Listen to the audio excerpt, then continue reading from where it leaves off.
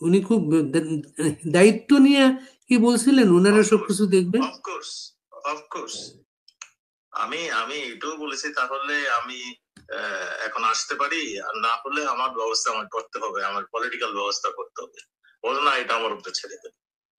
দেখুন, একজন জেনারেল যদি একটা হুঙ্কার দিত যে উনি পদত্যাগ করছেন, সবকিছু মেনে নিয়েছেন, এখন তোমরা যার যার ঘরে যাও, না হলে আমরা অ্যাকশনে যাবো, এইটা যদি বলতেন এবং বলতেন যে আমরা মানে পুলিশের মানে পুলিশ এবং আমরা মিলে যৌথ ভাবে মিলে এটার অ্যাকশনে যাও, তোমরা ঘরে ফিরে যাও, একটা যদি হুঙ্কার দিত।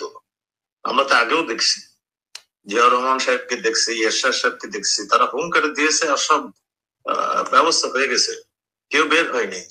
ইন্ডিয়ান এক্সপ্রেসের ওই বক্তব্যটা স্যার আমরা যখন পড়লাম, তখন মনে হচ্ছে আমরা আসলে আপনি এই কথা কোনো জিজ্ঞেসও করি নাই, জানতেও চাইনি আসলে কি হয়েছিল শেষের দিকে এসে। ওইখানে আপনি বলছিলেন ওই যে 4 তারিখ রাতে, 4 তারিখ রাতে ওই যে বৈঠক ছিল, ওইটা হয়েছিল, তার বিস্তারিত হয়ে বলেছি। এবং উনি খুব কনফিডেন্ট নিয়ে কি বলছিলেন যে ওনারা সবকিছু দেখবেন। উনি খুব দায়িত্ব নিয়ে কি বলছিলেন ওনারা সবকিছু দেখবেন। অফকোর্স অফকোর্স আমি আমি এটাও বলেছি, তাহলে আমি এখন আসতে পারি, আর না হলে আমার ব্যবস্থা আমার করতে হবে, আমার পলিটিক্যাল ব্যবস্থা করতে হবে। বলো না, এটা আমার উপরে ছেড়ে দেবে।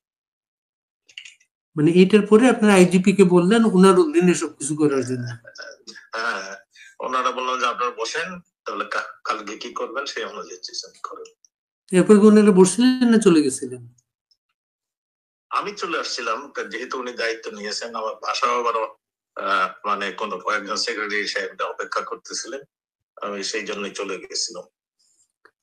এমনি কি মনে হয় ওই পরিস্থিতির কারণে আসলে ওনারা চাইলেও কিছু করতে পারেন নাই? দেখুন, একজন জেনারেল যদি একটা হুঙ্কার দিত যে উনি পদত্যাগ করছেন, সবকিছু মেনে নিয়েছেন, এখন তোমরা যার যার ঘরে যাও, না হলে আমরা অ্যাকশনে যাবো, এইটা যদি বলতেন এবং বলতেন যে আমরা মানে পুলিশের মানে পুলিশ এবং আমরা মিলে যৌথ ভাবে মিলে এটার অ্যাকশনে যাও, তোমরা ঘরে ফিরে যাও, একটা যদি হুঙ্কার দিত। আমরা তো আগেও দেখছি, জিয়াউর রহমান সাহেবকে দেখছি, এরশাদ সাহেবকে দেখছি, তারা হুঙ্কার দিয়েছে আর সব ব্যবস্থা হয়ে গেছে, কেউ বের হয়নি। জিয়াউর রহমান তো আপনার মনে আছে কয় বছর কারফিউ দিয়ে রেখেছিল রাত্রে? হ্যাঁ, অনেক বছর। হ্যাঁ, কারফিউ দিয়ে রাখতে পারে। হ্যাঁ, কাজেই উপায় ছিল, উপায় ছিল। আর্মি জেনারেল যদি ডাটের থাকতো, তাহলে এটা অবশ্যই ট্যাকল দিতে পারত। এটা হলো আমার বক্তব্য। আমরা আমরা পুলিশের উপরে যদি উনি ছেড়ে দিতেন আর আমাদের জনগণের উপরে ছেড়ে দিতেন, তাহলে ট্যাকল পেয়ে যেত। আমার একজন পুলিশ অফিসার বলছেন, আমাকে একজন পুলিশ অফিসার বলছেন যেরকম পুলিশ হেডকোয়ার্টারের যে স্ক্রিনে আর কি সারা ঢাকা শহরের বিভিন্ন অ্যাঙ্গেলের ক্যামেরা গুলো আছে, ওই ক্যামেরায় তারা দেখতেছিলেন বিভিন্ন জায়গা থেকে পথ ছেড়ে দেওয়া হচ্ছে এবং ওদেরকে ভিতরে ঢুকতে দেওয়া হচ্ছে। শুধু ঢুকতে দেওয়া হয়েছে না, উত্তরায় তারা ফুলও ছিটিয়েছে। এবং আসলে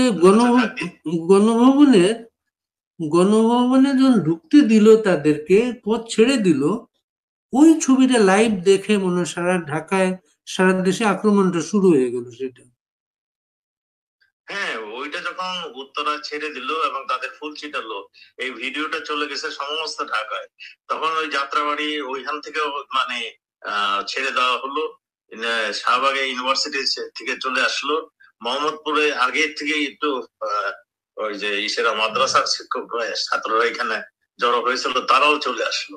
চলে আসে সব, একটা সেনাবাহিনীর প্রধান যদি গণভবন রক্ষা করতে পারে না, এটা কি আপনি বিশ্বাস করেন? তা তো অবশ্যই। এটাই হলো কথা। যাই হোক, আর কি শুনতে সমস্ত দুর্ভাগ্য গত বছরের 23 জুন, ওনাকে সেনাবাহিনীর প্রধান নিয়োগ দেওয়া হয়েছিল 23 জুন। এবং 24 জুন আদালতে সিদ্ধান্তটা আসছিল 24 জুন। হ্যাঁ আজকে আবার 23 জুন, আরেকটা 23 জুন গেল।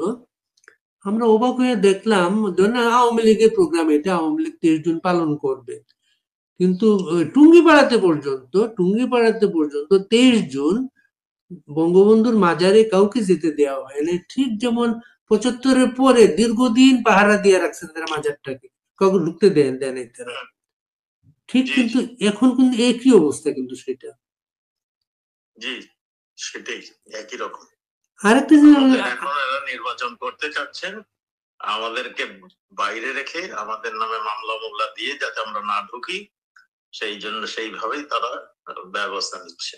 এবং একটা নির্বাচন হয়তো দিয়েও দিতে পারে, করেও দিতে পারে, কারণ আমরা তো সব মেরুদণ্ডহীন লোকের সঙ্গে আছি, তো মুশকিল হয়েছে একটু আমাদের। মেরুদণ্ডহীন মানে কি বল, মেরুদণ্ডহীনটা কি? আমাদের সেনাপতির কথা বলছি। আচ্ছা আচ্ছা আচ্ছা। এবং উল্টো কালকে একটা ভাইরাল হয়েছে, একটা সেনাবাহিনীর অফিসার বলতেছেন কোন জায়গায় কোন শিক্ষক আওয়ামী লীগ করতো, গোয়েন্দা তথ্য পাইয়া তারা তাকে ধরছেন গিয়া, আর এমন যাতে কেউ করতে না পারে। এবং শিক্ষকেরা রাজনীতি করেন ঢাকা ইউনিভার্সিটিতে, লাল দল সাদা দল আছে, শিক্ষকদের রাজনীতি নিষিদ্ধ না সেটা। সেটা আর্মিদের বোঝাবে কে? এবং দুর্ভাগ্য হচ্ছে এখন তো দেশে তো সামরিক শাসন তো নাই। এটা আপনার আর্মি চিফের একটা ইন্টারভিউ চান, দেখেন কি বলে। আরেকটা ব্যাপার হচ্ছে, এখন কি আপনাদের মনে হয় যে আপনাদের জন্য রাজনৈতিক কর্মী, আপনার একটা রাজনৈতিক দল, আপনার আমাদের আমি আমি আমি আমেরিকা এই দিওয়ালে আমি একটা ইন্টারভিউ দিয়েছি যে আমাদের দেওয়ালের দিক থেকে গিয়েছে, কাজেই আমরা আমরা এখন নিজেকে বাঁচতে হলে আমাদের যেটা করতে হবে, যেটা বঙ্গবন্ধু ডাক দিয়েছিলেন, যা কিছু আছে নিয়ে ঝাঁপায় পড়ো, আমরা তাই ছাড়া আর আমাদের কোনো উপায় নেই।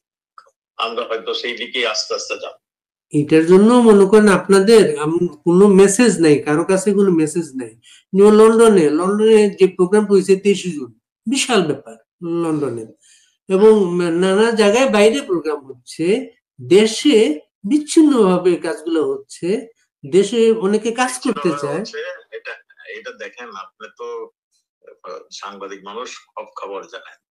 ওয়ার্ড লেভেলের মেম্বার যারা আওয়ামী লীগকে ভালোবাসে, ঠিক ভোট দিতে যায়, এর চেয়ে বেশি তো কিছু করে না তারা, তাদের নামে পর্যন্ত মামলা, তারাও পর্যন্ত বাড়ি ছাড়া পেয়ে গেছে। মানে ইসের মানুষ চলে গেছে, ওই ঢাকার মানুষ চলে গেছে ময়মনসিংহ এর মানুষ গেছে দিনাজপুর, আর যারা নেতা তারা সব এই ভারতবর্ষে চলে আসছে।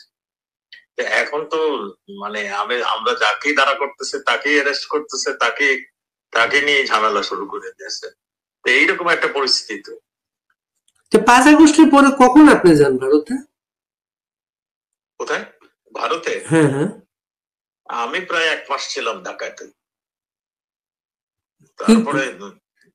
তারপরে বাধ্য হয়ে দেখলাম আমাকে খুঁজতে একবারই তছনছ করে ফেলছে, আর একবারে মানে এইখানে সেখানে যাচ্ছে, তখন আমি চলে আসছি। মানে এরপরে একটা ছবি পাওয়া গেছিল, অনলাইনে আসছিল, এটা পার্কে বসা, কলকাতার একটা পার্কে বসা আপনি। হ্যাঁ, ওইটা তো সেপ্টেম্বর মাসে, সেপ্টেম্বর কি অক্টোবরে। আপনি সেপ্টেম্বরের আগে গেছেন তাই তো?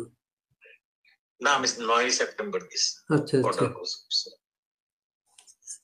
পার্কে আসছিলাম, ওখানে আমাদের কয়েকজন নেতা ওখানে দাঁড়িয়েছিল, অসীম কুমার উকিল, তার স্ত্রী, এরা দাঁড়িয়েছিল। আমাকে একটু আমি গাড়িতে যাচ্ছিলাম, তখন আমাদের ডাক দিল, তাই পার্কের ভিতরে ঢুকেছিলাম। আর মনে করেন আপনারা আসলে এই যে মনে করেন আপনাদের ছাড়া ইলেকশন করার চেষ্টা চলতেছে, শেখ হাসিনার বিরুদ্ধে মামলায় তারা উকিল নিয়োগ দিচ্ছে, তারা একজন দিয়েছে, আমাদের ফাঁসি ঘোষণা করে দিবে, তাহলে তো আমরা অনুপযুক্ত হয়ে যাবো অফিসের জন্য। মামলায় উকিল যাকে ঘোষণা দেওয়া হয়েছে তিনি শেখ হাসিনার ফাঁসি চান, তিনিও শেখ হাসিনার ফাঁসি চান। হ্যাঁ, সে তো জামাতের লোক। বাদী বিবাদী সবাই কিন্তু এক পক্ষের, কিন্তু এখানে। হ্যাঁ হ্যাঁ, এই কারণে কি আপনারা কোনো উকিল দিচ্ছেন না? কোর্টে? আমাদের কোনো উকিল ঢুকতে দেয় না। আরে এটা জানেন না আপনি? হ্যাঁ, হ্যাঁ। আমাদের কোনো উকিল ঢুকতে দিচ্ছে না। এবং এই আইনে নাকি এইরকম যে আমি যদি উকিল রাখি তাহলে আমার কোর্টে মানে কোর্টে এসে ওই করতে হবে, ওটাকে কি বলে, আত্মসমর্পণ করতে হবে। হ্যাঁ, আত্মসমর্পণ করে উকিল রাখতে হবে। কাজেই এই আইনের এই ফাঁক তো আপনারাও যখন ক্ষমতায় ছিলেন তখনও তো খেয়াল করেন না এটা আপনারা। এইগুলি ভাইয়েরা, এগুলো তো আমার কাজ ছিল না, আইনমন্ত্রীর কাজ ছিল, মাননীয় প্রধানমন্ত্রীর কাজ ছিল। এইগুলো আমাকে জিজ্ঞাসা করে লাভ হবে না। এইগুলি মানে আইনমন্ত্রী হচ্ছে ভয়ানক স্লো ছিলেন, এখানে আর বলে কিছু লাভ নেই, আমাদের দুর্ভাগ্য। আইনমন্ত্রী স্লো থাকার কারণে তো কত মামলা ঝুলেছিল বছরের পর বছর। অনেক মামলা চলেছিল, এই মামলাগুলো শেষ করে দিতে এগুলো আমাদের, আমরাও তো মনে করছিলাম একটা গুড গভর্নেন্স তৈরি করবো, আমাদের দলীয় নেতা কর্মীর নামও মামলা ছিল, সেইগুলো তো এখন আরো কঠিন হয়ে গেছে। এবং তারা সব মামলায় আজকে তারা খালাস পেয়ে গেল তারা। ঠিক আছে ভাইয়া, আবার একটু কথা বলে আমি একটু। আচ্ছা, আজ আমি শেষ কথাটা হচ্ছে ইলেকশনটা না, ইলেকশনটা তো ওরা একা একা ইলেকশন করতে চাচ্ছে তারা, আপনার নিবন্ধন নেই। তারা ইলেকশন করতেছে, আপনার ওই বিএনপি এটাকে চরম ভাবে সমর্থন দিচ্ছে একা একা ইলেকশন করার জন্য। আমাদের নেতা কর্মী যারাও এখানে আছে তাদেরকে ধরিয়ে দিচ্ছে, মানে আটক করে দিচ্ছে আওয়ামী লীগ বলে বলে। তো এইগুলোই চলছে। তো আমার মনে হয় ইলেকশন কিভাবে হবে খোদাই জানে। ইলেকশন তো আমাদের জন্য, এই ইলেকশনটা একটা সুইসাইডাল হবে আমার মনে হয়। কারণ আমাদের নেতা কর্মীদের যেতে দেবে না ইলেকশনে, ওখানে যেমনি সিল মেরে ইলেকশন জিতে নিয়ে যাবে, তাহলে কি হলো, দশাটা কি হবে? এই যে আমার কোশ্চেন থেকে যায়, এই যে আত্মহত্যা বলছে, ইলেকশনের নামে আত্মহত্যা, এই যে আত্মহত্যাটা কার? কোনটা বললেন? ওই যে ইলেকশনটা বলতেছেন একজন আত্মহত্যার সামিল হবে, এটা আত্মহত্যাটা কার? ইলেকশন মানে আমাদের, আমি এটা আমার পার্সোনাল কথা, ইলেকশনে আওয়ামী লীগ যদি এই অবস্থায় যায়, এই অবস্থায়, তাহলে আমাদের আত্মহত্যার মতো হবে। আপনার তো নিবন্ধন নেই, আপনি যাবেন কিভাবে? আপনার তো নিবন্ধন নেই। সেইটাই তো, নিবন্ধন নেই আমাদের, মানে সেটা তো বুঝতেই আছেন, আমাদের ছাড়া ইলেকশন করে ফেলবে। ঠিক আছে, ভালো থাকবেন। আসসালামু আলাইকুম। জি, আসসালামু আলাইকুম।